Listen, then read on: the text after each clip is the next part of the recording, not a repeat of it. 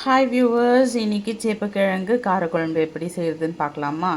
இப்போ நான் சேப்பக்கிழங்கு நல்லா கழுவி க்ளீன் பண்ணிவிட்டு தோலெல்லாம் சீவிட்டேன். நான் ஃபஸ்ட்டே தோலெல்லாம் சீவிட்டு கழுவி க்ளீன் பண்ணிவிட்டு இப்போ வேக வச்சுக்கிட்டுருக்கேன். இதில் கொஞ்சம் சால்ட்டு சேர்த்துருக்கேன். இது வெந்த அப்புறமா நம்ம இந்த தண்ணி யூஸ் பண்ண தேவையில்ல, நம்ம கிழங்கு மட்டும் எடுத்துக்கலாம். சைட் பை சைடு ஒரு பெரிய வெங்காயம் கட் பண்ணிக்கலாம்.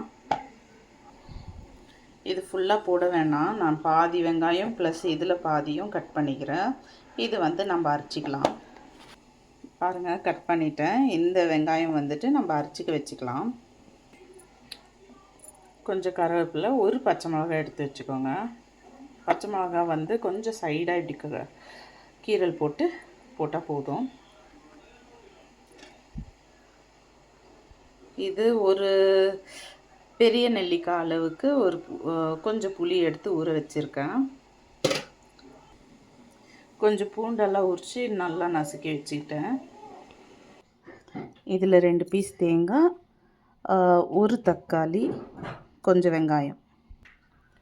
2 தக்காளி, மீடியம் சைஸ் தக்காளி எடுத்துக்கோங்க. வாஷ் பண்ணி வச்சுருக்கேன். அது கட் பண்ணிக்கலாம். தக்காளி கட் பண்ணி வச்சுட்டு இப்போ தாளிக்க ஆரம்பிச்சிடலாம். இந்த தண்ணி யூஸ் பண்ண வேண்டாம் அப்படின்னு சொன்னேன் இல்லைங்களா? ஏன்னா இந்த தண்ணியோடு நம்ம குழம்புல ஊற்றிட்டோன்னா இது வழவழப்பு அதிகமாகவே இருக்கும், குழம்பும் நல்லா வராது. அதனால நம்ம இந்த தண்ணியை ஊற்றிட்டு கொஞ்சம் இந்த கிழங்கு எடுத்து கொஞ்சம் வறுத்துடலாம். எண்ணெயில் போட்டு வறுத்து எடுத்துக்கலாம். இந்த மாதிரி ஒரு குண்டை எடுத்துக்கலாம். கொஞ்சமாக எண்ணெய் ஊற்றி இதை வறுத்து எடுத்துடலாம். எண்ணெய் காஞ்சிடுச்சு, வறுத்து எடுத்தாச்சு. கொஞ்சம் லைட்டாகவே வருங்க, இல்லைன்னா இந்தமாரி அடி பிடிச்சிடும். பாருங்கள், எப்படி கிழங்கெல்லாம் அங்கே பிடிச்சிடுச்சு எண்ணெயில். இப்போ கொஞ்சம் வெந்தயம் போட்டுடலாம்.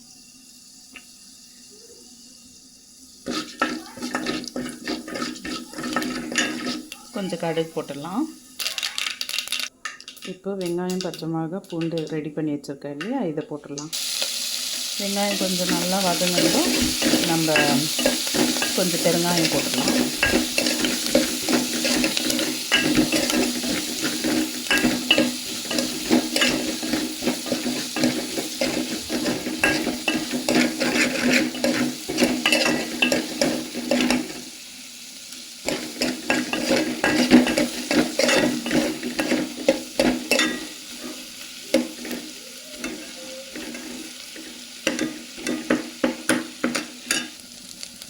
இப்போ கொஞ்சம் தக்காளி, ஒரு தக்காளி கிள்ளி போட்டிருக்கேன்.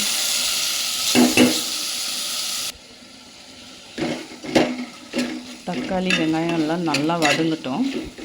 இந்த பச்சை வாசனைலாம் போன அப்புறமா நம்ம கொஞ்சம் கத்திரிக்காவும் கிழங்கையும் போட்டுடலாம். சேப்பக்கிழங்கு, கொஞ்சம் உப்பு, ஒரு ஸ்பூன் உப்பு எடுத்துக்கிறேன்.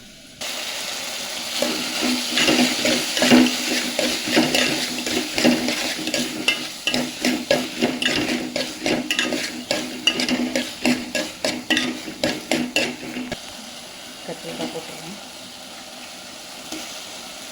தக்காளி கூடவே கத்திரிக்காவும் வதங்கிடுறோம்.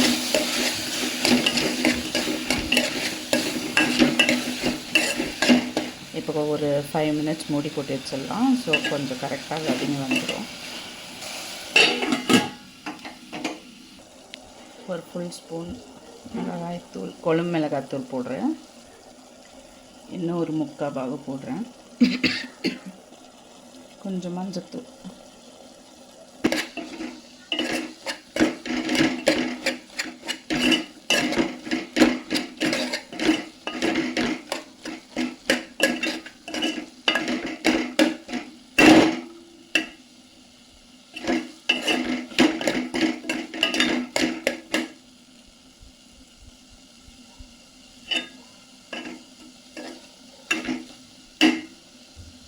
இந்த மசாலா வாசனையும் அப்புறம் கத்திரிக்காயும் நல்லா வதங்கிட்டோம். இந்த மசாலா வாசனையும் கண்டிப்பாக போயிடும். அப்போ பச்சை வாசனைலாம் போன அப்புறமா நம்ம கிழங்கெல்லாம் இது புளி கரைச்சி ஊற்றிக்கலாம். நம்ம இது புளி ஊற்றுறதுக்கு முன்னாடி நம்ம அரைச்சி வச்ச பேஸ்ட்டை ஊற்றிக்கலாம். கூடவே சேர்ந்து நல்லா கொதிக்கிட்டோம். மசாலா நல்லா கொதித்து எண்ணெய் பிரிஞ்சு வரட்டும். இப்போ கொஞ்சம் நல்லா தண்ணி ஊற்றிக்கலாம். இது 2 கொதி வந்ததும் நம்ம கிழங்கு போட்டுடலாம். கிழங்கு போட்டுட்டு அப்புறம் புளி கரைச்சி ஊற்றிக்கலாம்.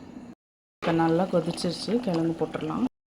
இப்போ நல்லா கொதிச்சிருச்சு. இப்போ புளி கரைச்சி ஊற்றிட்டு ஒரு கொதி வந்ததும் இறக்கிடலாம். புளி கரைச்சி ஊற்றியாச்சு. இப்போ கொதி வந்துடுச்சு. லைட்டாக உங்களுக்கு உப்பு காரம் ஏதாச்சும் கம்மியாக இருந்தால் இப்போவே கொஞ்சம் உப்பும் காரமும் சேர்த்துக்கோங்க. கரெக்டாக இருந்தால் அப்படியே சாப்பிட்லாம். தேங்க்யூ ஃபார் வாட்சிங். பாய்.